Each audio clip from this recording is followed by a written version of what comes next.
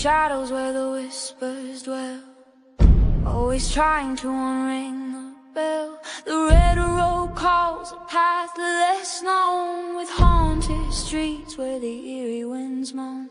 Creatures lurking just beyond the light, not just tales spun to frighten the night. The masquerade of ghosts, they walk along in this gritty realm. We're all too young. Take the red road, let the spirits unfold. Follow Rez Ed Levine, let the mysteries be told. Through the dark we'll weave into the unknown. With each step we take, closer to home. Welcome back to another week of Road Paranormal. What's your favorite redneck? You know, in life, have you ever had one of them friends that you kind of just met, and next thing you know, it's hours later, you've been chatting with them, but you felt like you've known them your entire life? Well, that's one of my tonight's guests. He's a member of my para family here, Mr. Ed Levine. Hey, Rez. What's up, buddy? Not too bad. I'm feeling good. We've got a lot going on this year, and we're going into our third year with Spire Paranormal, and we're picking up speed. Yeah, you guys definitely are flourishing. You know, I've from the first time I met you until now, the leaps and bounds that the team has made. Mm-hmm. You know, you guys are doing good things down there. Yeah, we've got a great team. Besides our main medium, Chrissy, and we've got Mike Alsip he's really coming into his own with his mediumship. Yes. We've got Charlene, who I know from Scouts and everything, and Mike's kids are I don't know why that keeps popping up on our Facebook feed. The thing from last year, the Watsika thing. Anyway, and then we got Darren Moore's on our team now, and he's does his medium thing, and Jesse Hawthorne, and she's actually kind of our UFO expert. So we're going to start getting into the UFO thing now a little bit more, and I've been having people. Hey, Greg, I've been having people asking about us, possibly getting into the cryptid thing. I'm actually wearing my Hodag shirt tonight. Nice. So we've got all kinds of stuff going on, and just busy. I've got to sit there and try to find the time to go through all the footage that we've gotten over the last couple of months. Dude, I know the pains on that one. Trust me. I could be stuck in front of a computer. Hey, Mike. Could be stuck in the computer for days, looking at footage. Yeah. For everything I have that's backed up in the past year or so. And sit down and do it. A couple of videos will be out on YouTube and spreading around, hour-long documentaries probably for much footage as I got. Yeah, and I've really got to kind of be in the right mindset in order to sit down and do that, because otherwise I'll be sitting there falling asleep while I'm trying to, and you have to be, well caffeinated and, in the right mindset for it. So, yep. See, I start wandering. I get squirrel moments while I'm watching footages. So right. It's like, then you got to back up. Well, what did I just watch? Make sure you missed something. And I've got one of those minds too, where like at work because I work in for a medical manufacturing company. I do quality assurance.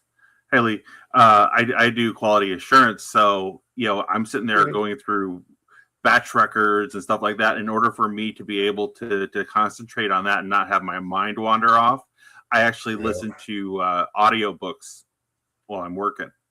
Okay. So, and I can't do that if I'm watching footage. So, right. Well, you can for the visual things. What makes it a little hard with the audio? Right. Now, I had thought an idea years ago about it, and I'm not technically savvy enough to do it. But if you can watch your video on high speed to see if anything changes, especially like your X cams. but strip your audio off, put it on a file, and listen to it in the car. Okay. You know, because, you know, that's where we spend most of our time, is going back and forth to work or running around errands.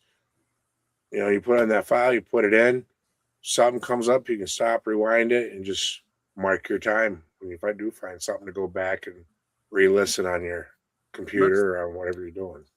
That's not a bad idea. I might have to try that. So yeah. But unfortunately, you know, I get all these great ideas, but tech savvy, nah. Got the ideas, but it's the execution that exactly where you're waiting, right? Yeah. So yep. But no, we like I said, we got a lot going on. You know, we just got done investigating the King and Queen Bar and Grill out in Humbird, Wisconsin, which is a good 4 hours north of where I'm at. I think it's just a little south of where you are. Yeah, I think it was like hour 45, 2 hours, something around there. It wasn't bad. Yeah. You know, I really wanted to make it, but unfortunately, scheduling conflicts. Right. We had a great time there. It just turned out it was me and one of our newest members, this guy Ryan Connor, that just joined us. We were out there, and the cool thing about this bar is it was built in the 1800s as a house. Mm-hmm. And then as they started to bring in the railroad track into the community, they converted it from being a house into being a hotel. Okay. Then it went from being a hotel to being a brothel. And now layers. Right. And now it's a bar with with an attached apartment next door, and then an upstairs apartment, because the upstairs apartment was where the brothel was. Yep. The owner, Jessica, was telling me that they actually have pictures of ladies out on the balcony, hi type thing. Yeah. Whoa. Oh. Got Robbie's attention. Yeah. Yeah, Guinevere's upstairs somewhere. Yeah. Yeah, definitely. You know, I'd like to go up to where the old brothel is, and just to kind of see what the energy is like. See how many are still there and working. You know? Yeah, we weren't able to go up there because somebody's actually renting out that apartment. We'll kick them out for the night. You're big enough. Right. The some of the stories, though, were pretty interesting. There was one gentleman that hangs out back by the pool table in the back of the bar. Apparently, he was murdered, or they think that he was murdered following a pool tournament. And they found his body, you know, a little bit away from the bar.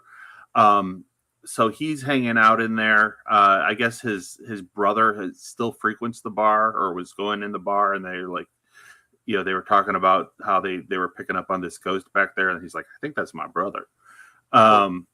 Then there's a little girl down in the basement that I guess she was killed. She was hiding from some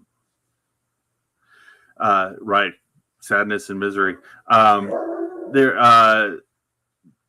There's a little girl down in the basement, and she was hiding from some mobsters, possibly Capone's men, that were going into that into the bar, and I guess she drowned down there or something, because they get water down in there. And then the other one of the ghosts that came through pretty prominent in the night was this guy. I think his name was Roy. He was a regular at the bar, and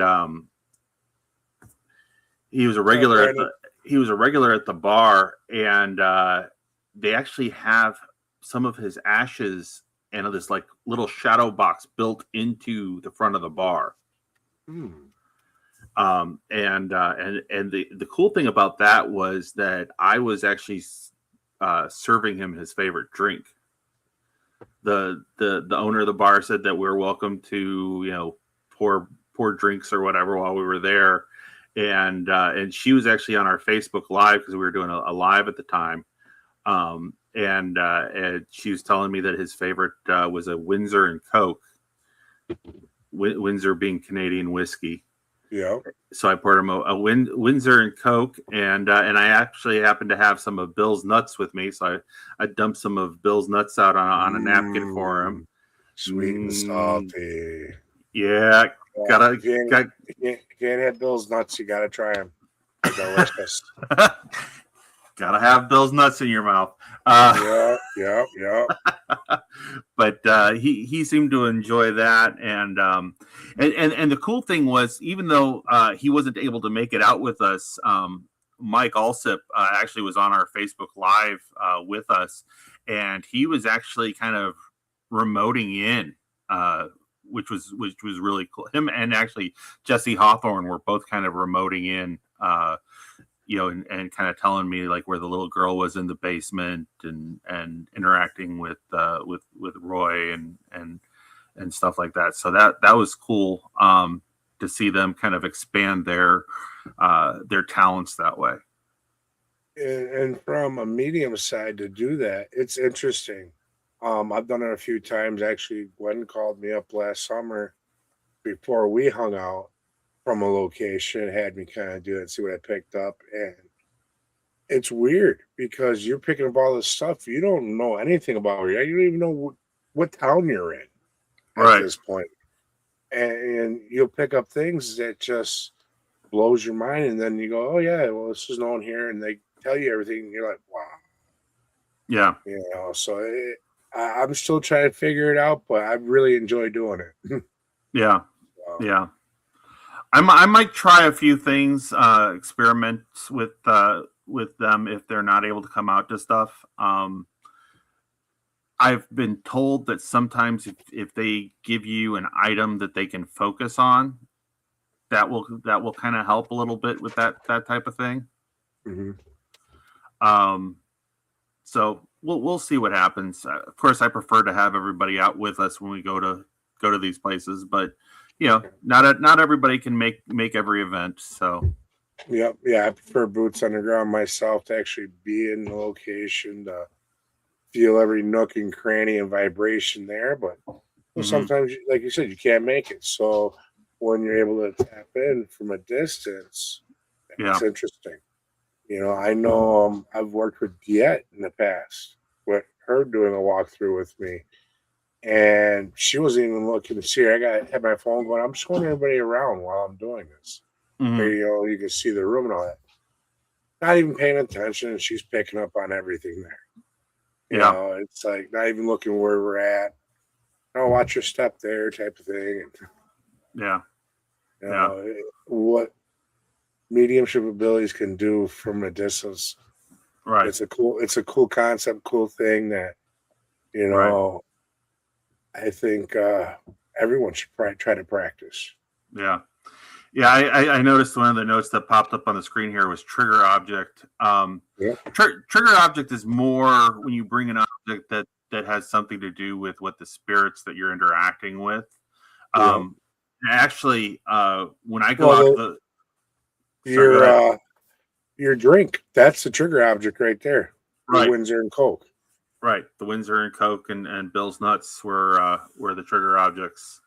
I actually kind of, now looking back at it, I kind of we didn't get a chance to, but I kind of wanted to play a game of pool and see if that brought up anything with the guy in the corner back there. But like when we go out to the Watseka Courthouse in Iroquois County, the old Iroquois County Courthouse Museum. There's a fella down in the basement jail, if you remember, Martin Marin.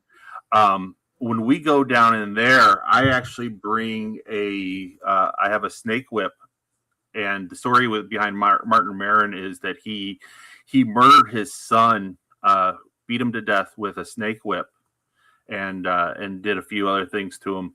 and then he buried the body, went into town, told the sheriff that his son ran away and needed help finding his son. And then alrighty. And then basically the townspeople, when they found out what happened, because his daughter actually turned him into the sheriff and said, "No, my father killed my brother." They came, pulled his ass out of jail, and threw a big old party and had a lynching party. Strung him up, and the noose that he was hung with is hanging right there on the wall, as you remember. Yep. You were there with me. Oh yeah. In the jail cell. Some unique energies down in that jail cell area. Yeah. Some of the sounds we came across that we were down there, and then the dual Estes that me and Mike did down there. Yeah, that was coming through. That was awesome. That was a lot of fun. I still wish I had the camera down there and we weren't just recording on your phone. But anyways, what I'll do is I'll put that whip on the table there, down in the jail cell there, and I'll put either a cat ball or my haunted trigger object device on it, and he'll set that thing off like crazy, trying to grab at that whip. Yeah. I was actually out there this past weekend with my scout crew, my venture crew, and hey, Mylan. Hey, Mary. And we had I had the table, the whip out on the table, and as soon as I put that cat ball in the middle of that thing, it started going off for a good 5 minutes, and then finally it stopped. And the interesting thing is he wasn't talking to us a whole lot when I was down there with the kids, but then at the end, when we were getting ready to head out of there, I said, "All right," I said, "if you're not going to talk to us, then we're going to head out." And then the spirit box comes through and goes, "Get out of here." Right. He obviously didn't want to do with any crotch goblins. He didn't want his own, so yeah. Well, I mean, these were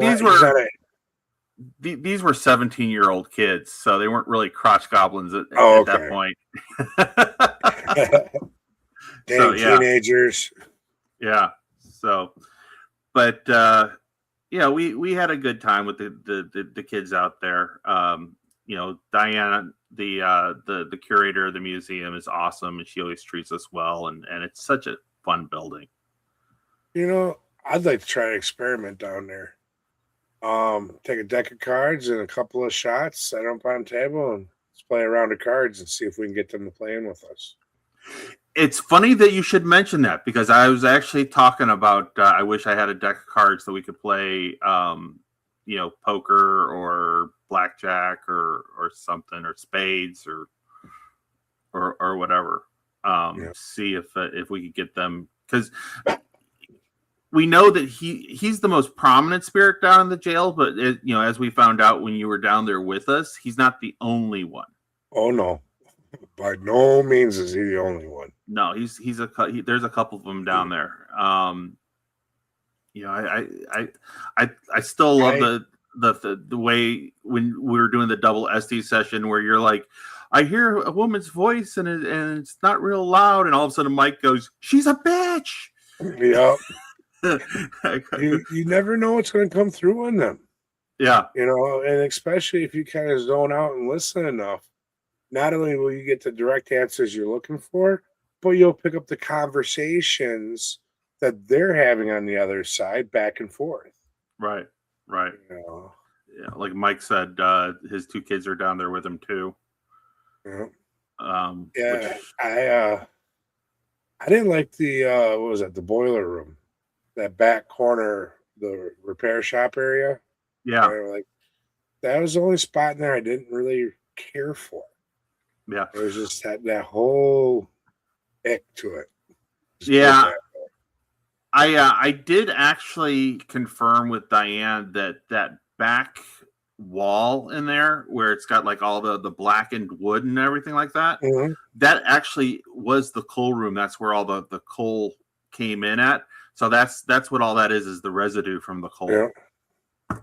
So nothing caught fire down there, nothing was burnt down there, but that was the where they piled up all the coal. Yeah. Besides, someone was stashed in there too at one point in time. Right. Right. So, but who knows? Who knows what you're going to find? The more you go back, the more you get to dig in, the more layers of that onion you get to peel back. The more answers we get. mm-hmm. That's why, when people ask, why do you go back to the same locations? Because I want to know the whole story. Oh yeah. Start to finish. Well, I mean, look at Broadhead. I've been to Broadhead. I don't even know how. That's my home away from home. Right. But every time we go in there, there's a different experience. There's, now that we can get into the library, and Mike and I and actually Derek from Eternal Paranormal, we all got to investigate the library last year a little bit. But now that they've got that all cleaned up, hey, Mike, that's Michael Van Bladel, another one of our Spire team members, him and his wife, Terry. Cool. Great couple. Very nice. They, but now that they got the library all cleaned up, we'll be able to investigate in there a little bit more and see what's going on. That's the wife. But it's like Mike Bill said that basically because they just opened up the building for the season, it was closed all winter, and they had that public investigation with Eternal Paranormal. They were getting all kinds of activity, and the janitor, I guess, was making all kinds of off-color racist remarks, and the principal were making all kinds of racist remarks, which they never really did before. Hey, Jay. What up, Jay? So it's like these spirits are starting to get comfortable with everybody being in there. So they're starting to open up a little bit more. Their personalities are coming out a little bit more. We put Mike and Tom from Eternal Paranormal down into the crawl space under the workshop down there. Mm-hmm. And they came across a female spirit by the name of Anna. And, and they started communicating with her. She was all new. We were there for one of the public investigations, and I discovered there was a nurse hanging out in the old teacher's lounge. Mm-hmm. Well, Sheila was around, when was it? I want to say Rockdown. Yeah. She was around at Rockdown. Yeah. I remember her from that.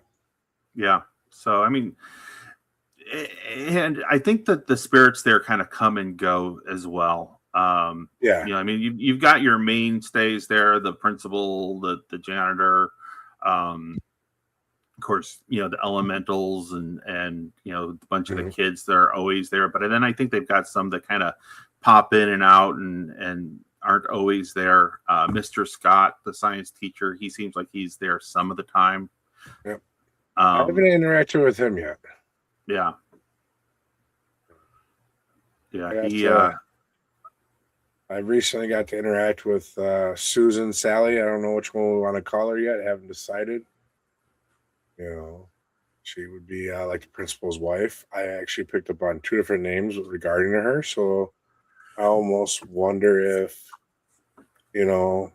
she's actually the secretary, I believe. Okay. And her name actually isn't Sally. It's something similar, but it's like got a different spelling. So I think her nickname was Sally. Yeah. I'd have to look her back up again. But the principal's wife actually was.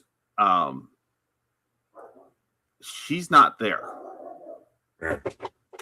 I actually went to his grave and her grave.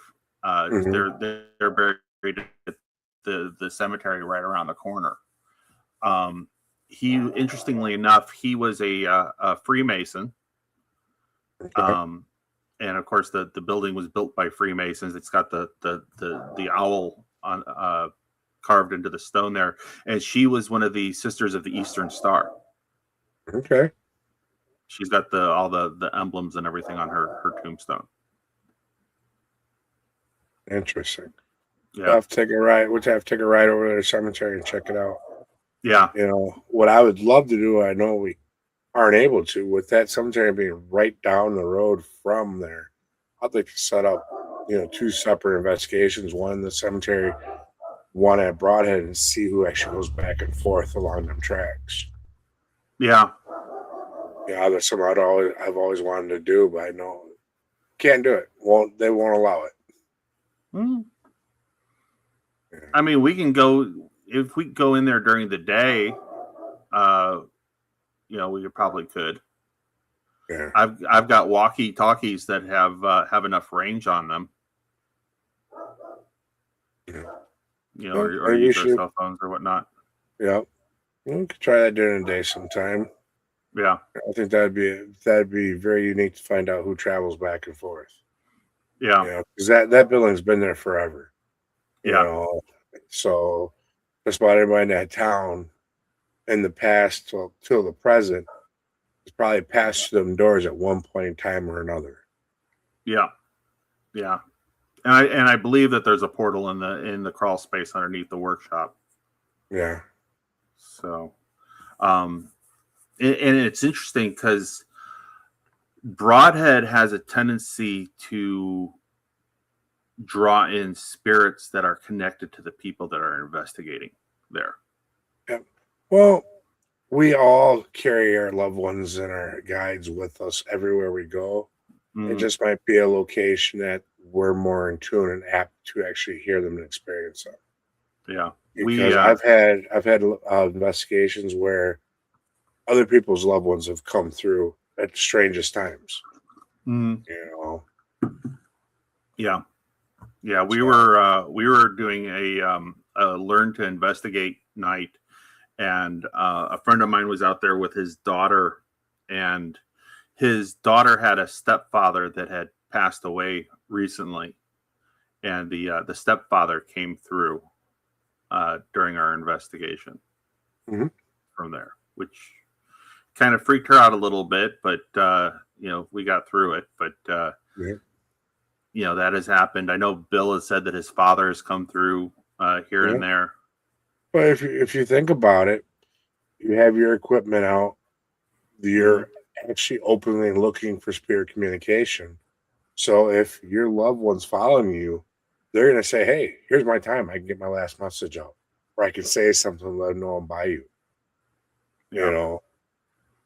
So special, as every locations that we go to, I think it's just the fact that we're giving them the opportunity to communicate with us. And that's why our loved ones and our ghosts that are attached to us come out. You're opening up that line of communication at that point in time. Yeah,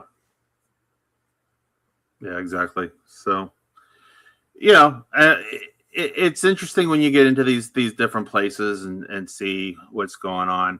I find it interesting too that a lot of these haunted locations, they basically have like railroad tracks running right alongside them, or they have a river running right nearby, or something like that. Because Broadhead's got the train tracks right there. The Watsika Courthouse has the train tracks right there. And a couple of other places that we've investigated have the train tracks right there. And of course, that brings in that energy and all the transient spirits that are following down the steel tracks there and everything like that. And then another thing in our area you watch for is limestone. So if you have a lot of buildings with limestone in their foundations, you have the tracks there, it's just going to store that energy. Right. Also, therefore, it makes it, in theory, easier for the spirits to communicate with us. Or show us their presence. Right. And of course, Broadhead has got a big limestone base. Yep. So, but so we've got that going on. Next month, Martine is going to be out at the Tinker Swiss Cottage out in the Rockford area, which I'm excited about. I've never investigated there. I'm jealous. It's on my list for one of these days. Yeah. A couple of our folks have been out there. Mike has been out there. Mike Alsop has been out there. Darren Moore has been out there. Jesse might have been out there, but I'm not sure. So they're looking forward to getting out there and investigating with as the Spire team. They've got a couple of insights out there. Chris Fleming may actually join us for a little bit while we're out there. So kind of looking forward to that. Nice. Investigating with him a little bit. Amazing guy. Yeah. Love him. He's an absolute great guy to talk to and amazing, down to earth. I every time I've come across him at Paracon, we sit down, he chats with me. He either comes up to the booth or invites me over where he's at, and we sit and just chop it up. Yeah. We were out with him at the Obscura Paracon just last week, not last weekend, but the weekend before. And he was out there hanging out with us for a little bit. That was a great Paracon as well. Mr. Willie and Jenny Davis put that on and they did a really nice job. They had an investigation at the old Egyptian theater out there. Okay. Which was fun. Spire had actually investigated the Egyptian 2 years ago. And it is actually funny. The manager Alex came walking up to me. He's like, "Hey," he goes, "How long has it been?" So he remembered me, which was pretty cool. But Ed, you got a face you can't forget. Come on now. Right back at you, buddy. I know. I got a face for radio. I can't help it. Exactly. So I used to say that back when I was on the radio. Right. But yeah, that location is awesome as well. If anybody has any teams out there or whatever, definitely reach out to Alex at the Egyptian Theater, because that place is an awesome place, incredible place in DeKalb to investigate. Hey, Ryan. Hey, what's up? Ryan is the newest member of our team. He's the one that I was telling you he joined us. He's going to hopefully help us edit out some of our videos, and he comes with I think he said 20 years paranormal investigation experience. So I mean he's got a lot of great ideas and stuff like that. He was the one that was out at the King and Queen Bar and Grill with us. So yeah. But the Egyptian Theater, like I said, is if you get a chance to get out there, contact them. It's a great place to investigate. They've got a old vaudeville performer. They call her the lady in green. But Chrissy, our medium, actually saw her in a gold evening gown. She says she's like, green is she. It might be the way that she comes through when people see her, but she's wearing gold.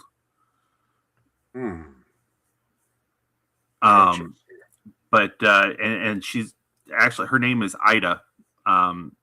We figured out who she was because there's a picture of some of the old vaudeville performers in a case.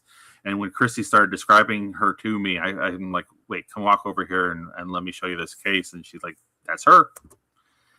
So that was pretty cool. Nice. There's a bunch of other spirits roaming around in there.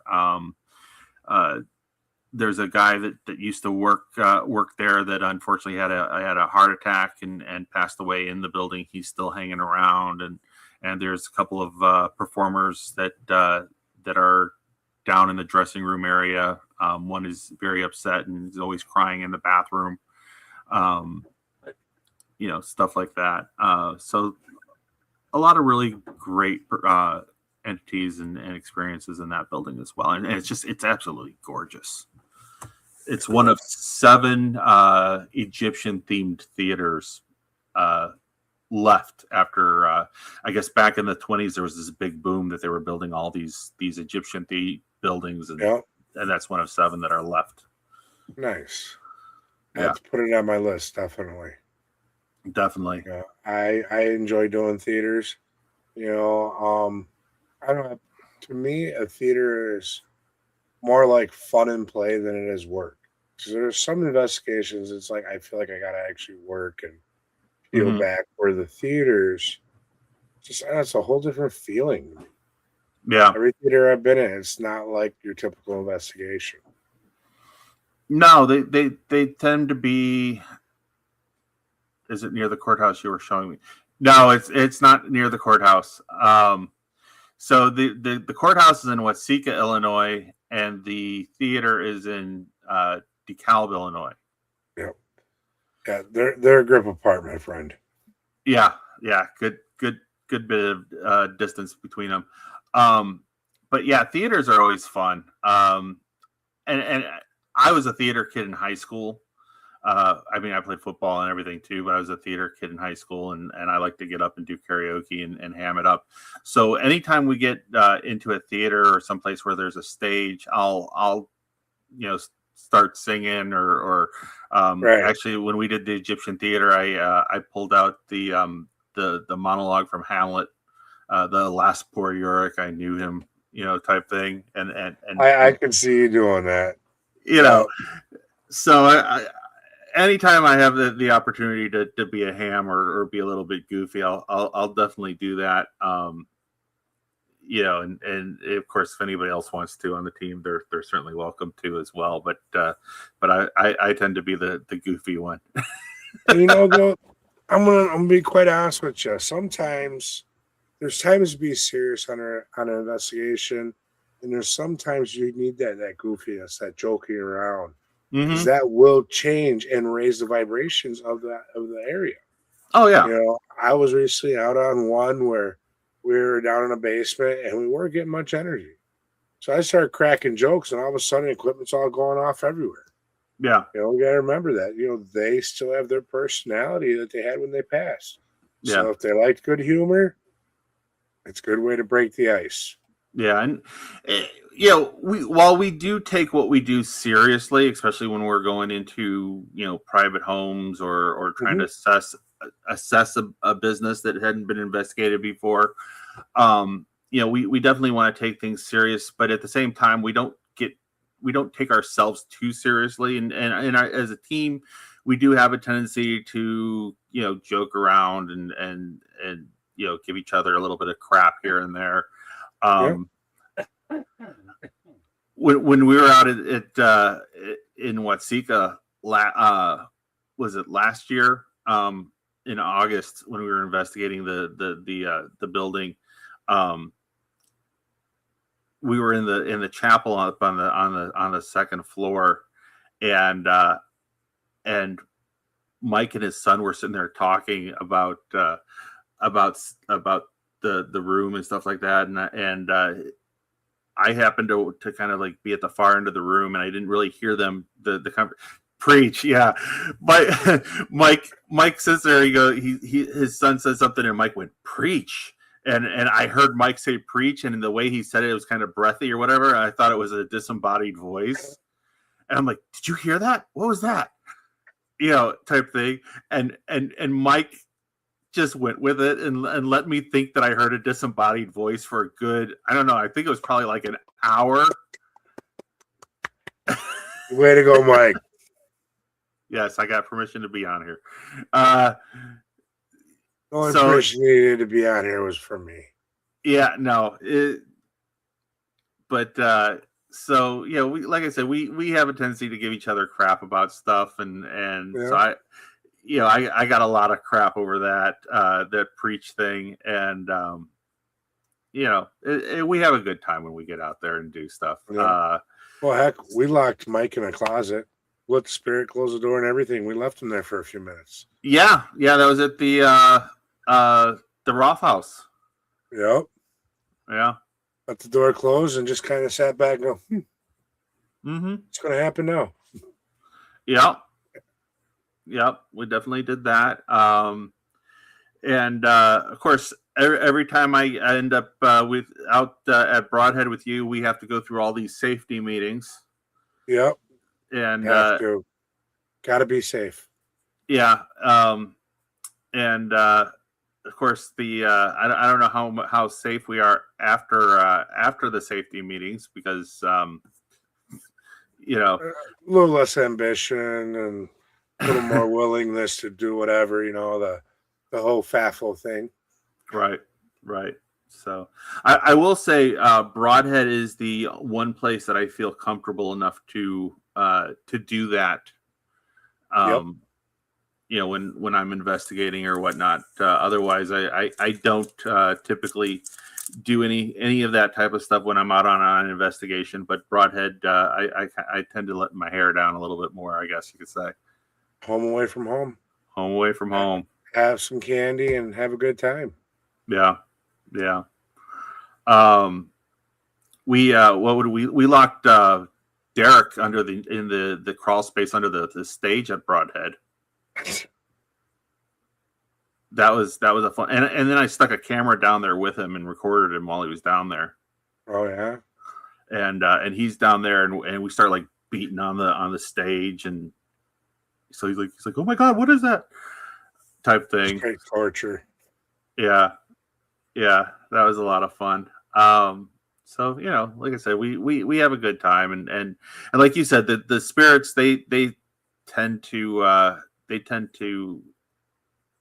I guess get energized by that. Yeah. They like to play around too. Oh yeah.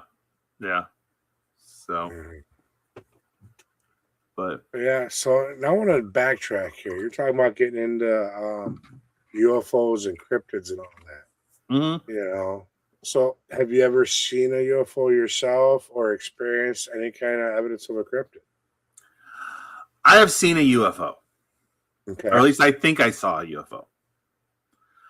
I was out in West Virginia at the Summit Bucktail Scout Reservation in 2023. I was out there for the National Scout Jamboree. And well, let's clarify this real quick though. You weren't drinking none of Grandpa's cough syrup while you. No, it was a scouting event. I was. That's what I'm asking. Make sure there's no cough syrup involved. No, we know alcohol ain't allowed. No, I was sober as a preacher. That ain't saying much. Okay. Anyway, we were out there, and I was just kind of looking around and looking up in the sky, and I saw what I can only describe as like a white pill-shaped object. Okay. Just kind of hovering in the sky. And I sat there and I kept thinking to myself, oh, what is that? I should grab my phone and take a picture of it. And for whatever reason, I was just staring at it, and I couldn't grab my phone. I couldn't like focus enough to do what I'm thinking that I needed to do, grab my phone, take a picture of it, get it on video or whatever. And it's just kind of hovering in the sky there. Yep. And then all of a sudden it just took off. So basically you're saying it mesmerized you. Yes, it mesmerized me. So I would say that is probably my one, if anything, UFO experience. Okay.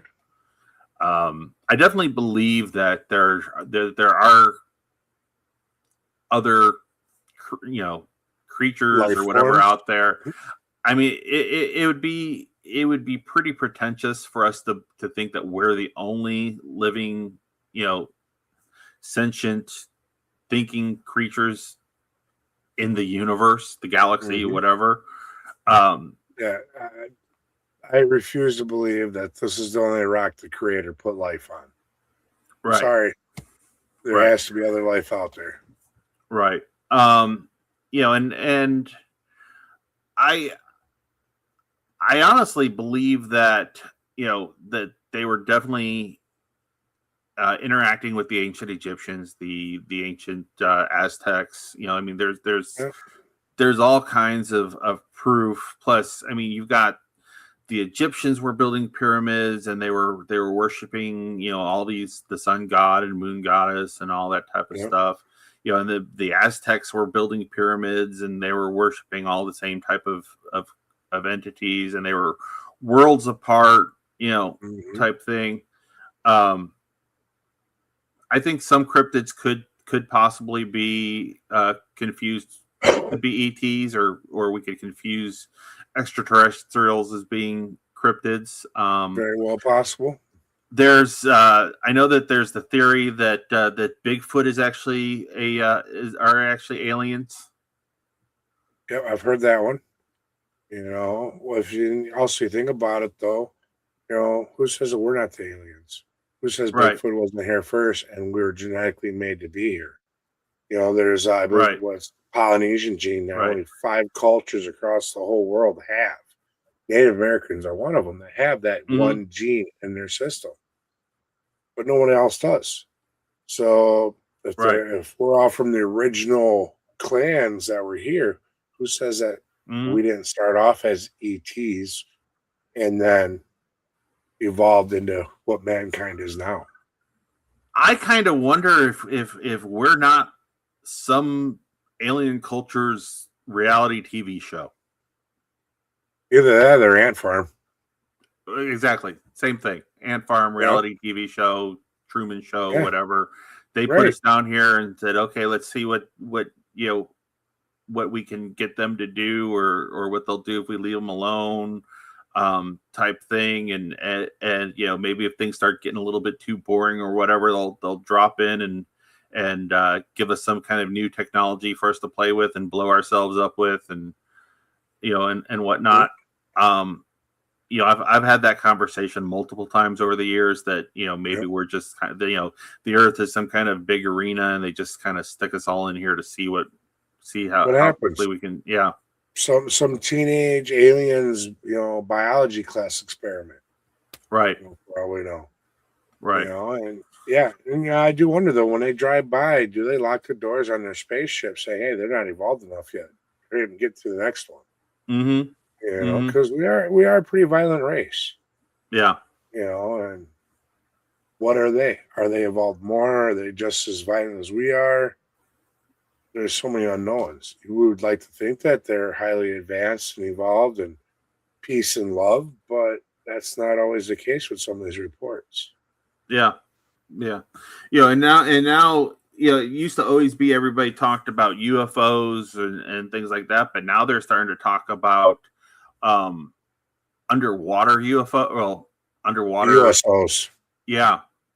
You know, and you know, did they come from Atlantis? Were they just always down there? You know, are they something Mhm. from, you know, below the Earth's crust, kind of like Land of the Lost type thing?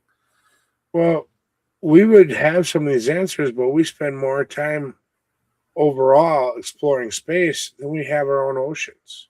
Mm-hmm. It's easier for us to go to space than it is to the floor of the ocean. Right.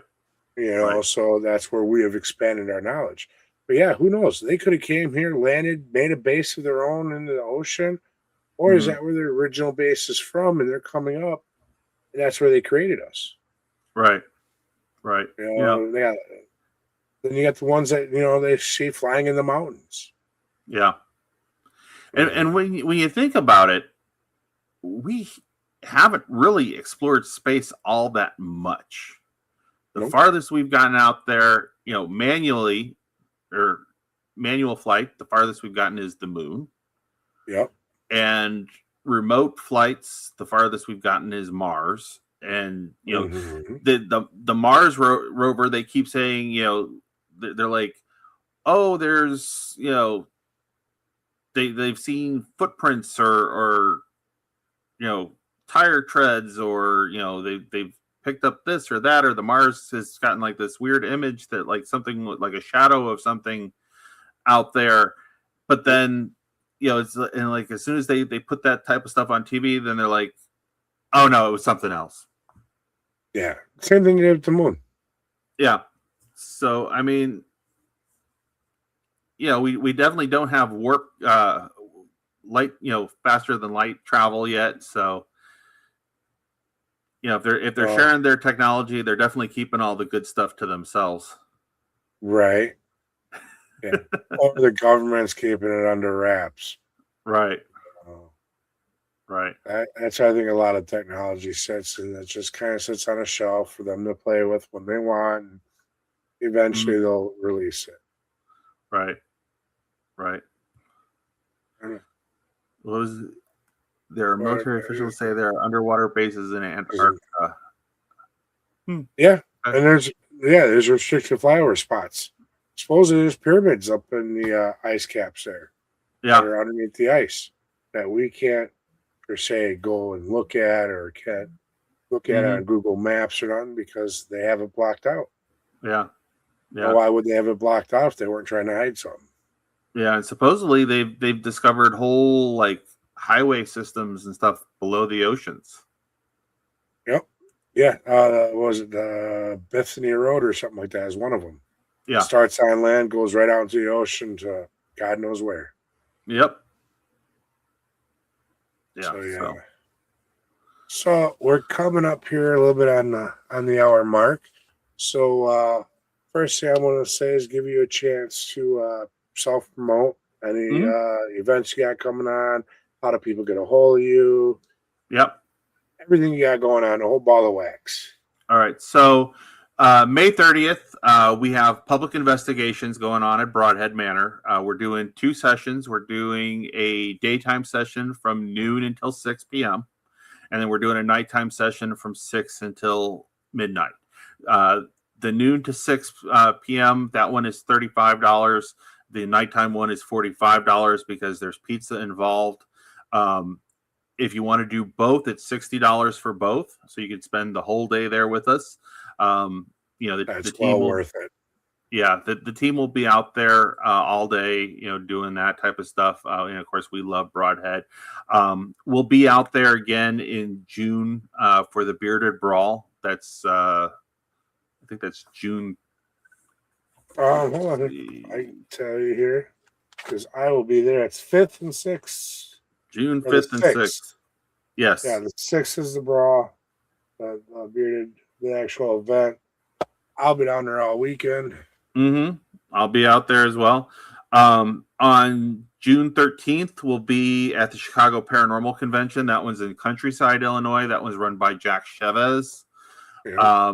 October 24th, we're getting together with Graveside Paranormal, Neil Gibbons' company, and we're going to be doing an event out at the Watseka Courthouse. So you'll want to watch our Facebook page for that. We've got all the socials. So we've got Spire Paranormal on Facebook.com. We've got TikTok. We've got all that stuff. But mostly we do everything on Facebook because we're old, and apparently that's where all the old people hang out. So that's where I'm at. Yeah, so we're there. We've got our YouTube channel, which hopefully we'll be getting a lot more videos out on. We've got a few out there now, but we'll be putting out more content on our YouTube. So just look up the Spire team on YouTube. You can always email us at ghostlyspire@gmail.com if you have if you want to come out to the Broadhead public investigations, or message us on Facebook for that.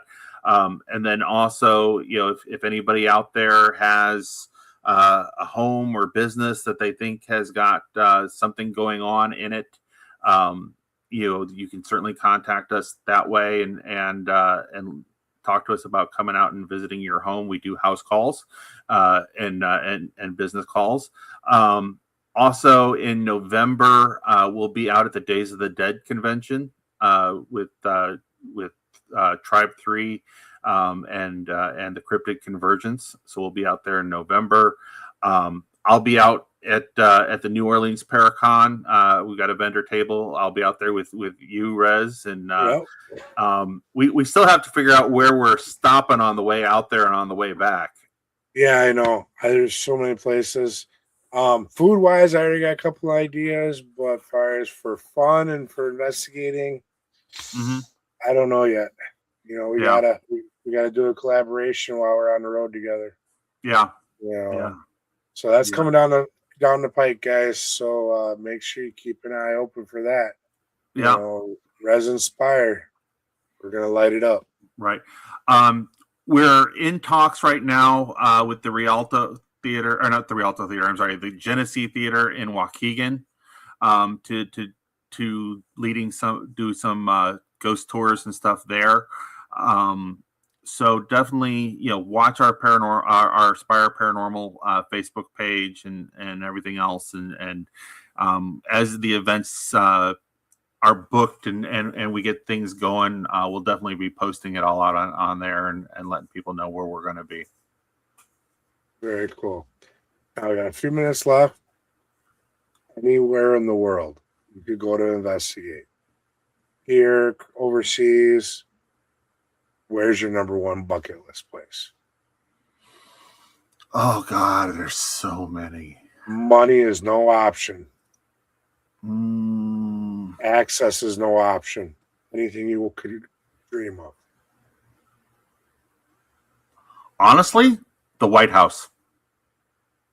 Interesting. I didn't see that one coming, but okay. How come? So there was actually a documentary that was on Discovery Channel called "The Devil in the White House," and Demons in the White House, Devil in the White House, yeah, something like that. I remember or that. something like that. Schrader was in it, right? And they were talking about how Mary Todd Lincoln was a spiritualist. Yeah, and she would hold seances and things like that. And there's been stories over the years of different hauntings around the White House, whether they're people who were servants that passed away there, or the ghosts of various presidents and their wives, and and things like that. I think that would be just a really cool, interesting place to investigate and see what you could dig up. I could see that. What kind of secrets is truly being held behind? Right, Mary Todd hauntings. But and of course nobody's investigated that we know of. Right. Because it's high security, high, you can't, we don't want the ghosts giving away national secrets. I think Trump would let somebody in if we asked nicely. Well, I'm not going to go there. I wouldn't either, my friend. I wouldn't either. But yeah, that'd be an interesting place to investigate. With all the history that's been there, as long as it's been there, all the different people, presidents, the families, the workers. Everyone leaves a little bit of energy behind. So yeah, that'd be a killer active place. Yeah. I think it really would. I think a lot of these, even the state capitol buildings and governor mansions and stuff like that, I imagine they all got to have something. Yeah, stories. Secrets beyond secrets. I always say that all hotels are haunted at some point. I agree. All theaters are haunted to some degree. All schools, all camps, all these places that that there's a lot of people congregating, that there's a lot of energy, good, bad, whatever. That energy tends to, these places soak it up like a sponge. Yep. And what always amazes me whenever we go someplace that has never been investigated before, and there's all these spirits hanging around, like when we did the Antioch Freemason Lodge, there was a good dozen or so spirits hanging out in there, and we went in there and started investigating. They're like, wait, are they here talking to us? Right. And so I love going to places for the first time. Untapped. They're virgins. No one's ever been there. No one's written a story yet. To go in there and get that information, and start peeling them layers back, and be the first one to do it. Some of them places, they don't get it that they can work with the equipment. Yeah, and then some of them you get, it's like boom, they're right on it. They're that's, And that too is why I bring out all the different types of equipment that we have, from the low tech dowsing rods to the high tech lights and stuff. Because sometimes you'll be sitting out there, and I always tell everybody that paranormal investigating is a lot like fishing. Yep. You get out there, you start putting out your baits, trying to see what hits, what doesn't hit. Sometimes you get hit right away. Sometimes you don't. Sometimes you got to dial it back and go a little bit more simple. And I mean, I've been in a location where we had all the electronic stuff out, the V pod, the yes no triangle, the REM pod, or the K2 meter, the light up cat balls or whatever. And I'm sitting there going, okay, there's nothing going on. Nothing's interacting with us here. I pull out a mag light, twist it, and put that down, and all of a sudden that'll light up. And we're like, okay, so now we've got something playing with the flashlight. Or I've actually been to a location where even that didn't work. So I pulled out the dowsing rods, and those started getting interaction because I was dealing with a spirit from the 1800s that had no idea what any of this technology was. And, can you move these sticks for yes and no? Yes, yeah, and that's they're used to using them for, back in the old days, use them for water, right? Use it for finding ore. Right. There's a bunch of different things they use them for. So yeah, they'd be familiar with them. Yeah. So I mean, and it's like I said, it's just like fishing. You got to try putting out your different things and see what hits and what doesn't hit. And sometimes you just come up with a big old skunk in the box, and that's the way it is. And sometimes you'll get your limit. Yeah. Well, we're gonna have to wrap this up, my friend. We'll have to bring you back another time on the show and talk about more amazing adventures. Absolutely. For now, I'd like to thank everyone that tuned in tonight. I'm truly blessed to have you guys in my life. I'm blessed to have you in my life, Ed, to come on and hang out with and get out in the field with. So just a reminder, if you guys are looking for a reading, one of my blended readings, hit me up on Facebook. We can make arrangements for that.